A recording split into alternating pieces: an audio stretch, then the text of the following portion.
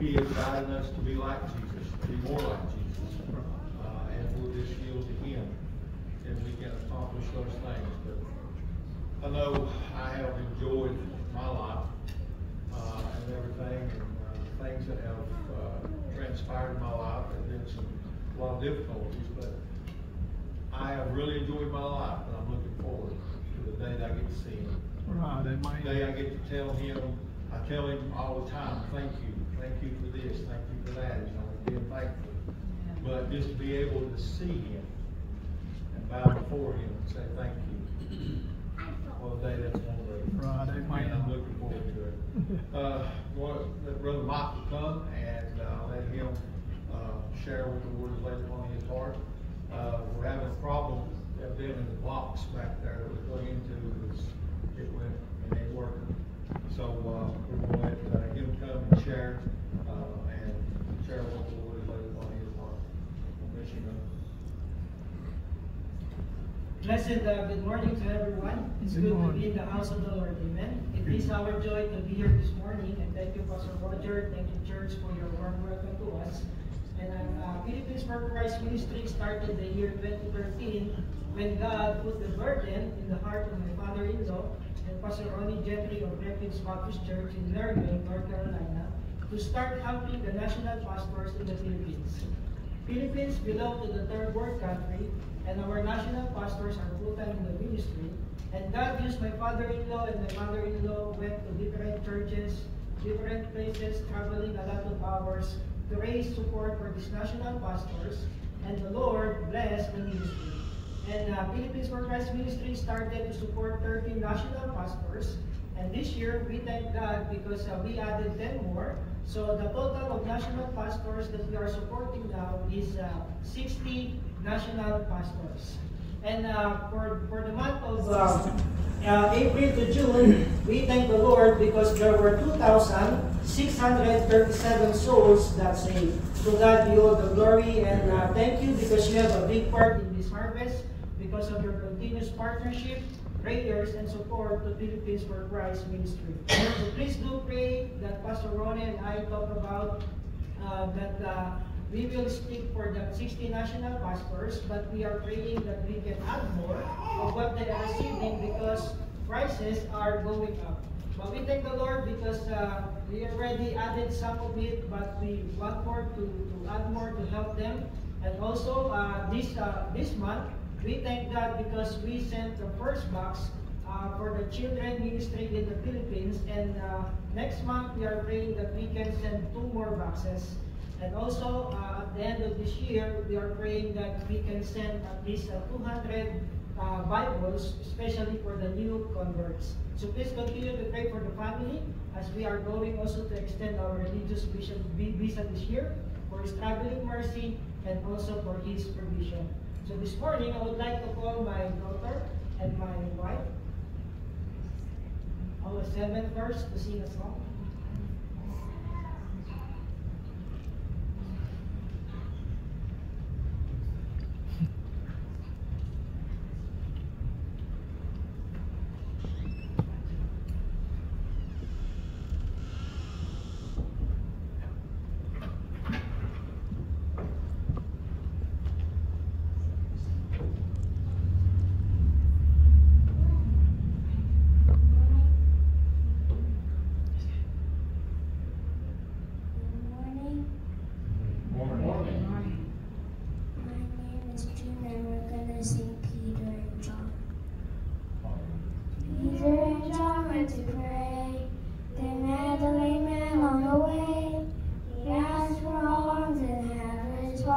And this was what it written.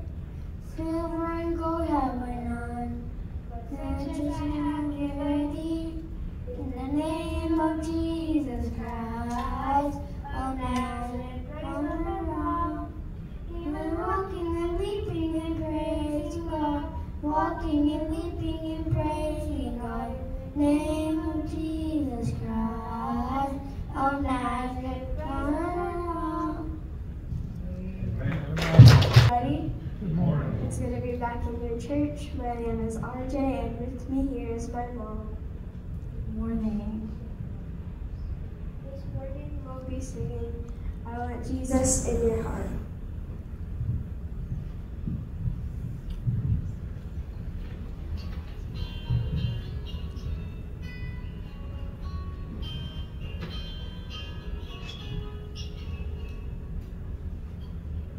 If I could have one wish, I know just what I'd like to find.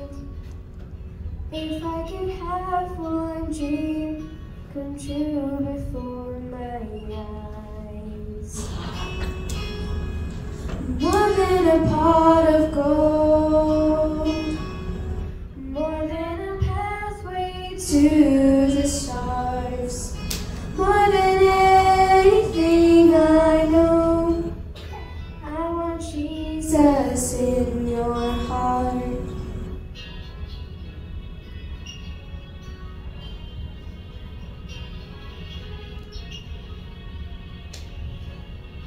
If I could paint a picture in my mind of what I'd like to see, if I could take you once inside my deepest dream,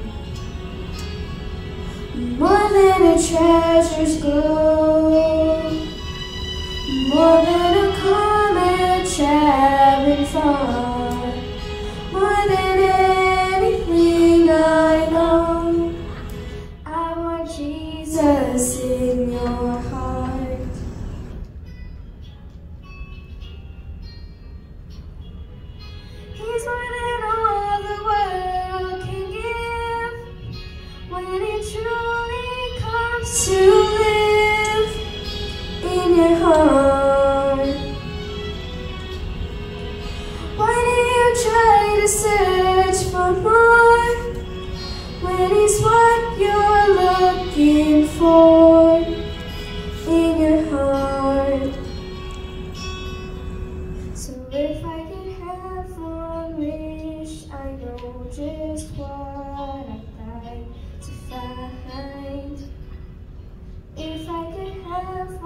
dream come true before my eyes.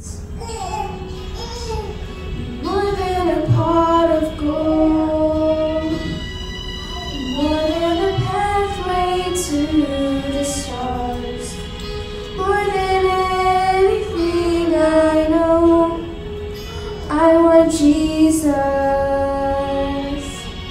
I'll pray you'll find Jesus. I want Jesus in your heart.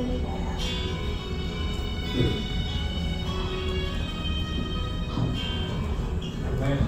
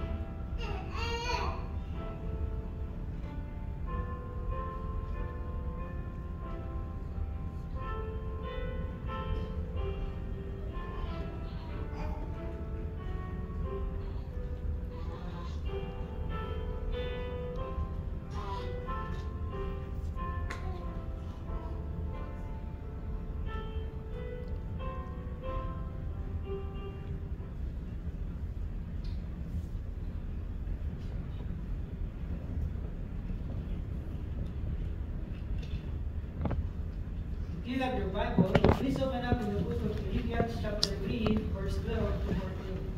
Philippians chapter 3, verse 12 to 14. And if you are able and willing to stand, would you mind in honor of God's word?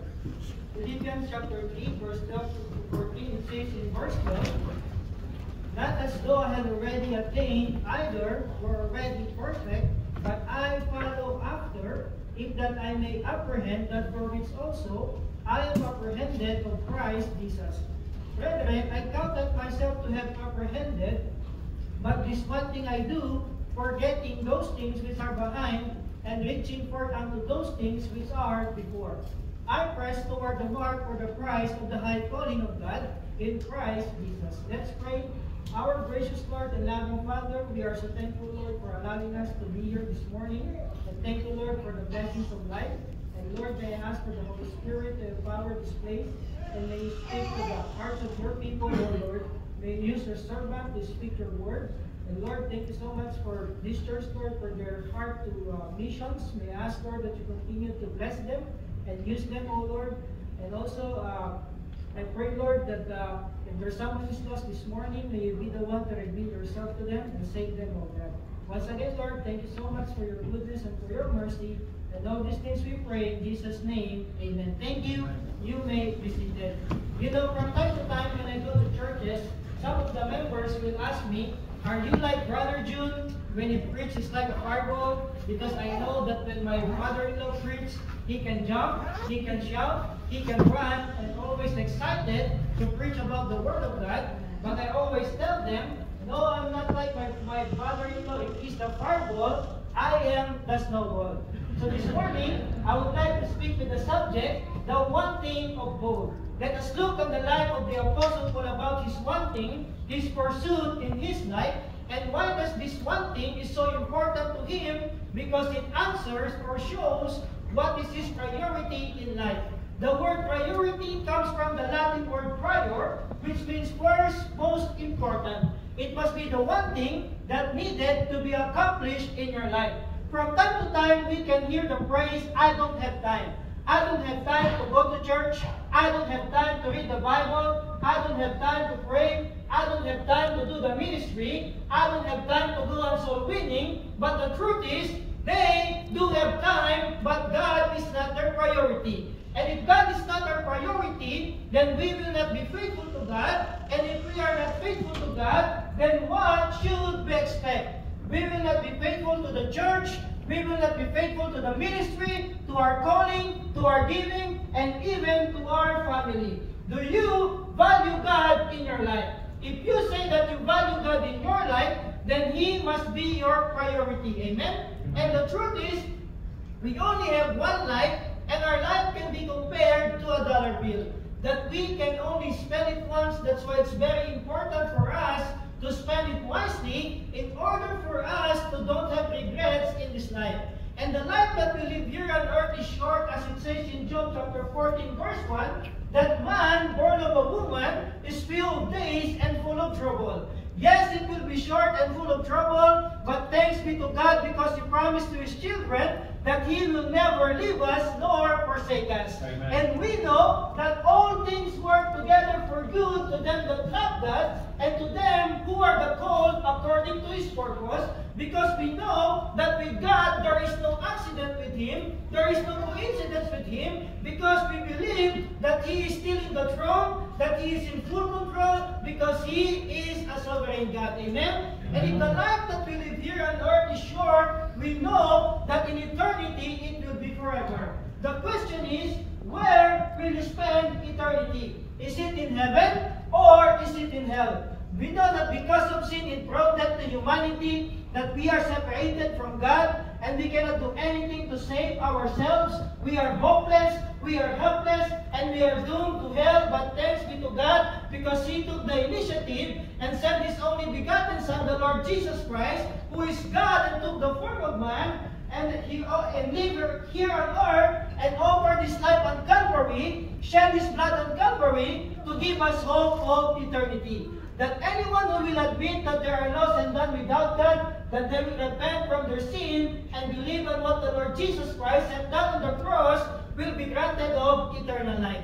John chapter 3 verse 36, it says there, He that believeth on the Son hath everlasting life, but he that believeth on the Son shall not see life, but the wrath of God abideth in him. Do you have a personal relationship with the Lord Jesus Christ? If not, why not we humble ourselves this morning and ask the Lord Jesus Christ to save us? Amen? So the one thing of Paul is to pursue God's purpose in his life. The word purpose means the very reason of one's existence. Just like the chair that you're sitting upon, the very purpose of that is in order for people to sit upon it. Same thing with us, there's a purpose why God created us and why He saved us. Amen? And in verse 12, Paul said, but I follow after. It has the picture of pursuit, just like a hunter pursuing their prey. It's like hunting a deer. You know, in the Philippines, we have few deers, but here, you have plenty, right? You can hunt them every year. You can see them from the road from time to time. But we Filipinos, yes, we are short, but we love to eat meat. That's why every time we saw a deer, we always say it's yummy in the tummy. It is also the idea of a runner chasing the finish line. And Paul continues there in verse 12, if that I may apprehend that for which also I am apprehended of Christ Jesus. The word apprehend means to seize or to possess. Just like when the police are chasing the criminals, when they hold a grip unto them, they make sure that they will not escape. So Paul was saying, I am pursuing the very purpose why Jesus saved me, simply to accomplish the plan of Jesus in my life. In Acts chapter 22, verse 14 and 15, it says there, and he said, the God of our fathers hath chosen thee, that thou shouldest know his will, and to see the just one, and hear the voice of his mouth. And thou shalt be his witness unto all men of what thou hast seen and heard. So the one thing of Paul is to pursue God's purpose in his life, to know him and make him known. Three things I would like to discuss this morning. Number one, Paul examined himself. Spiritual examination is very important. Why? To inform us if we are growing or if we are stagnant. We know that the Apostle Paul, he was handpicked by God to be the apostle to the Gentiles. He was chosen by God to record his inspired word, and he was a tremendous preacher and a soul winner. And we know that he is faithful to God, that he loves the Lord more than his life, that anyone who would look at the life of the Apostle Paul would come to the conclusion that he had already arrived. But this is what he said in verse 12, not as though I had already attained either, were already perfect. And in verse 13 he said, brethren, I counted myself to have apprehended. So Paul was saying, I am on my way, but I didn't arrive yet. So Paul was humble enough to admit that there's still room for improvement in his life, that God is still working in his life. Amen? And we too, we are in the same page, in the same boat, that we still room for improvement in our life. A humble heart is a heart that is teachable, it admits, accepts, submissive, and ready to respond to God, and a heart does not know it all. Because a heart that knows it all, it will be proud, and proud people will never grow, will never mature. Why? Because in their mind, they're already arrived. James chapter 4, verse 6, it says there, but he giveth more grace, wherefore he saith, God resisteth the proud, but giveth praise unto the humble. It is a reminder to us, church, that we are not perfect too, just like the Apostle Paul, and other believers are not too. So we stay humble and not to judge one another. Why? Because in the first place, we are not the judge. And two things, if we didn't attain yet, number one, we will be discouraged and quit. Or number two, we will not be satisfied and strive the more in knowing about our Savior. Amen? That's why Paul, when he wrote this epistle, probably he was already 25 years old as a Christian, but this is what he said in Philippians chapter 3, verse 10, that I may know him, and the power of his resurrection, and the fellowship of his sufferings, being made conformable unto his death.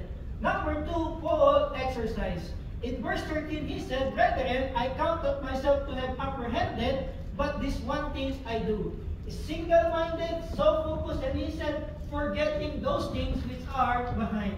To forget means to cease to be affected by. And I know that we all had past mistakes, past sins, past failures, and even past success, and a lot of of people are being paralyzed or controlled by their past. Why? Because they were living in their past. You know, in training an elephant, while the elephant's still a baby, they put a strong chain on the leg of the elephant and connect it to a big stick and stick it into the ground. Why? So that the elephant will not escape. So when the elephant grows, it becomes bigger and bigger. You can change that strong chain into a small group, but still the elephant will not escape. You know why? Because they were being imprisoned by experience. And that is Satan, what will do to us.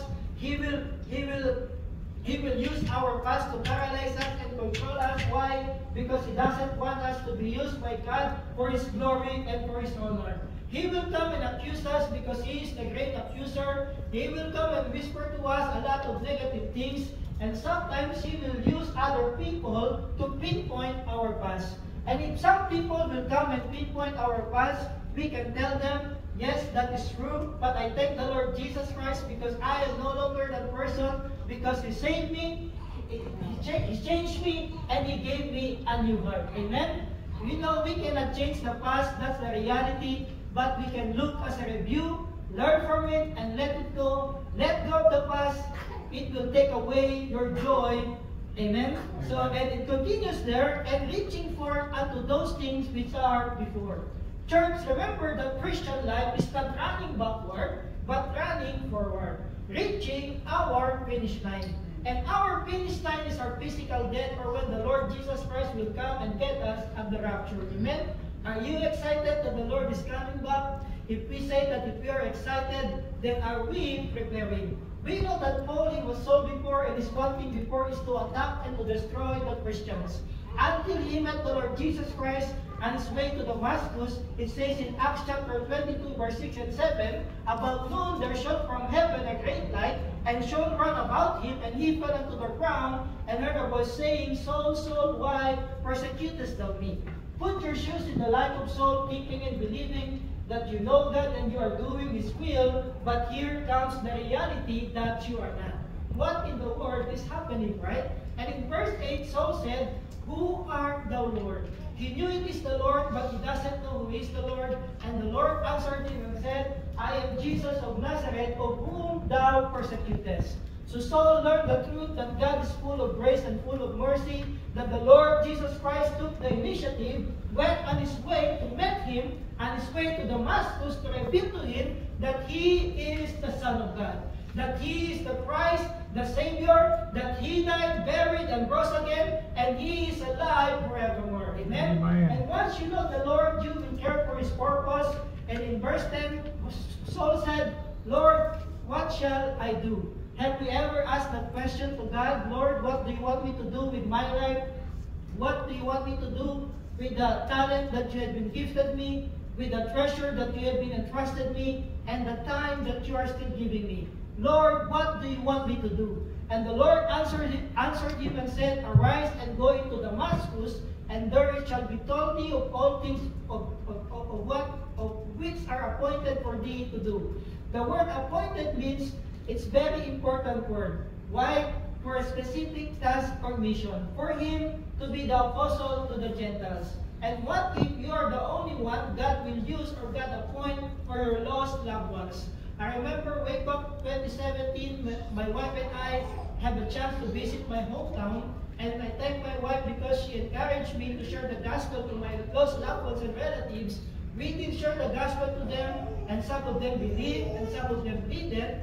In March of 2023, I heard the news from the Philippines that one of my uncle passed away because of heart attack. But I thank the Lord because when I had that opportunity, I grabbed that opportunity and shared the gospel to him, and he received and believed the Lord Jesus Christ as his Lord and Savior.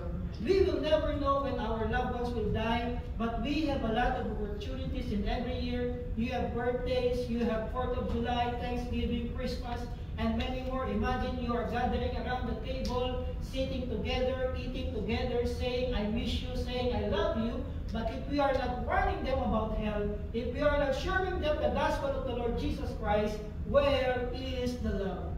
Are we still kneeling down, begging God, crying to God that God will save our lost loved ones?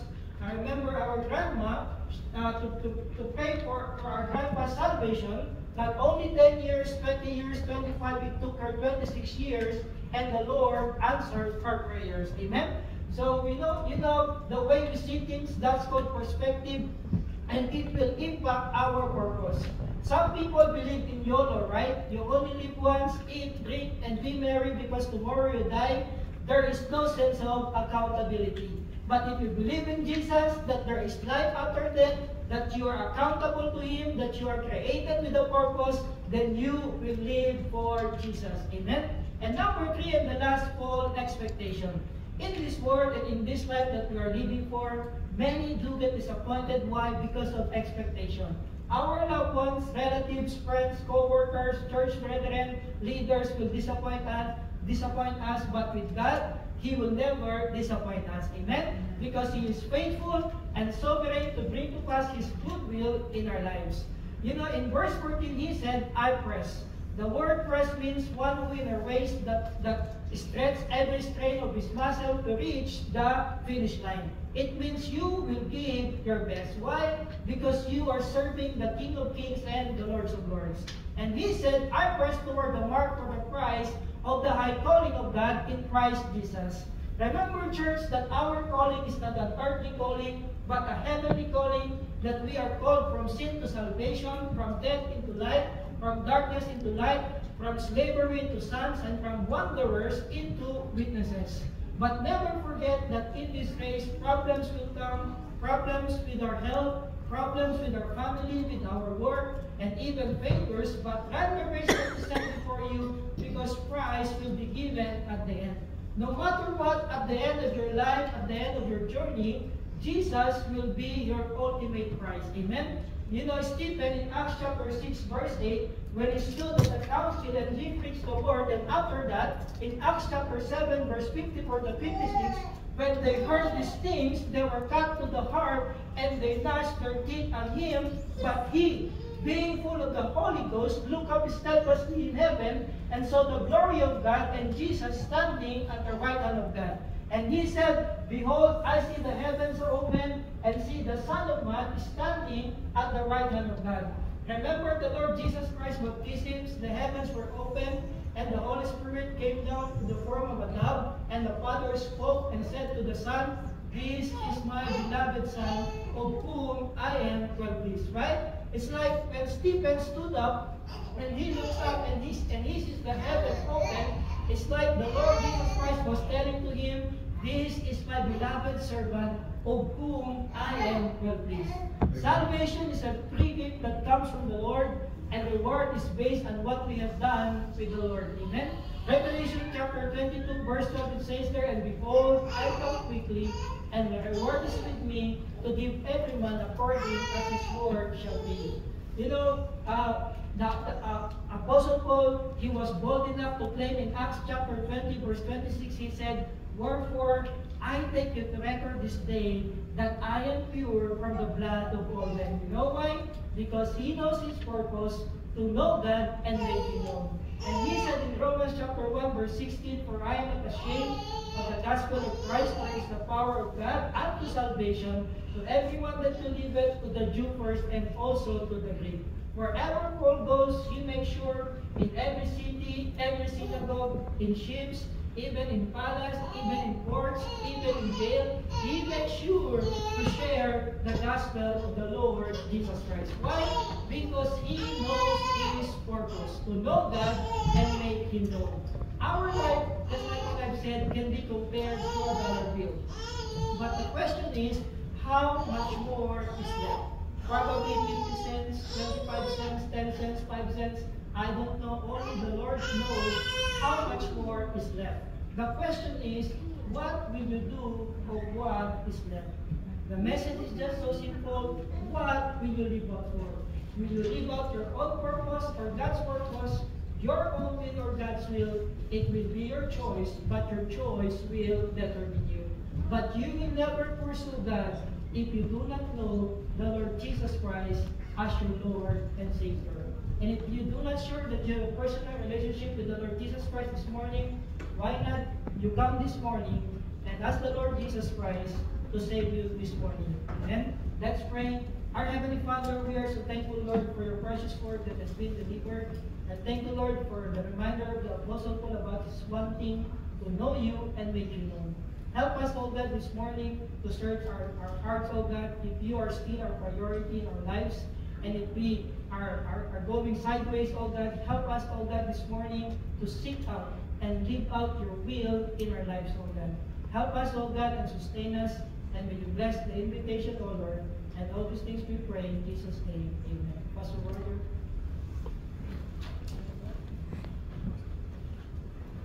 She comes to play.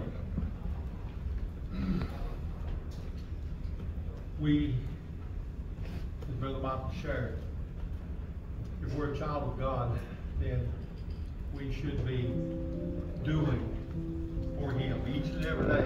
And we do give a testimony every day, but is it for Him or against Him? And so we need to understand that it should be impacting our life. And so as we stand together, if God's speaking to you in any way, if you don't know Him as your Savior, today's the day of salvation. But are we where we should be? Are we doing what we should be doing? Are we letting Him have His way in our life? I don't believe in accidents. I don't believe in luck. I believe in the providential hand of God. And God knew that Brother Michael was coming today. He knew the message that he was going to deliver.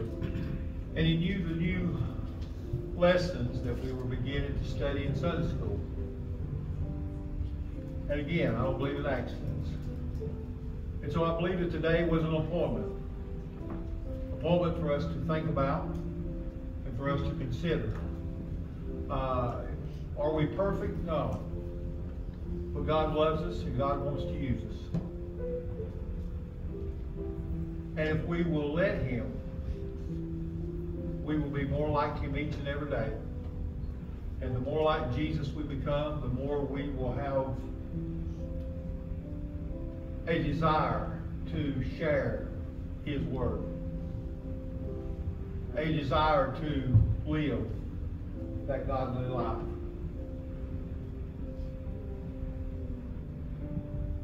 God loves us. He's already demonstrated that He went to the cross and He died so that we can have salvation. But God wants us. He knows where we are. He knows what we're facing. He knows the world we're living in. And He promises us that He'll be everything that we need if we will just let Him.